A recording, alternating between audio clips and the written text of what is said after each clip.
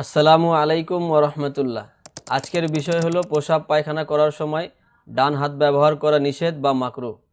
নিয়ম হলো প্রসাব পায়খানা করার সময় বাম হাত দিয়ে স্পর্শ করব, ডান হাত দ্বারা পানি ঢালবো, এটা হলো নিয়ম।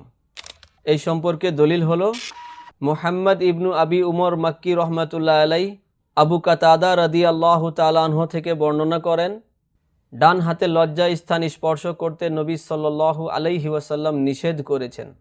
ফকি ও আলিমগণ এই হাদিস অনুসারে আমল করে থাকেন এবং তারা ডান হাতের শৌচকর্ম করা মাকরুহ মনে করেন। এই হাদিসটি হলো সুনান তিরমিজি 15 নম্বর হাদিস।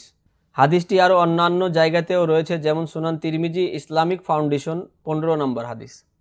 হাদিসটি আরও অন্যান্য কিতাবেও রয়েছে, যেমন সহিহ বুখারী 153, 154, 5630, সহিহ বুখারী ইসলামিক ফাউন্ডেশন 155, 156, 5228, সহিহ মুসলিম 57, 262, 57, 262 দুইটি নাম্বার ও 63, 267, সহিহ মুসলিম হাদিস একাডেমি 494, 495, 501, সহিহ মুসলিম ইসলামিক ফাউন্ডেশন 499, 500, 506, সহিহ মুসলিম দারুস সালাম উর্দু 606, 607, 613, সুনান আবু দাউদ 31 নম্বর, সুনান আবু দাউদ ইসলামিক ফাউন্ডেশন 31 নম্বর, সুনান নাসাই 47 নম্বর, সুনান নাসাই ইসলামিক ফাউন্ডেশন 47 নম্বর, সুনান নাসাই দারুল ইলম উর্দু 47 নম্বর, সুনান ইবনে মাজা 310, 313, মিসকাতুল মাসাবি 336, 340।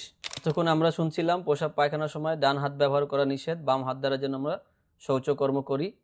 তাই আমরা চেষ্টা করব ইনশাআল্লাহ সুন্নত তরিকা অনুযায়ী আমল করার। আসসালামু আলাইকুম ওয়া রাহমাতুল্লাহ।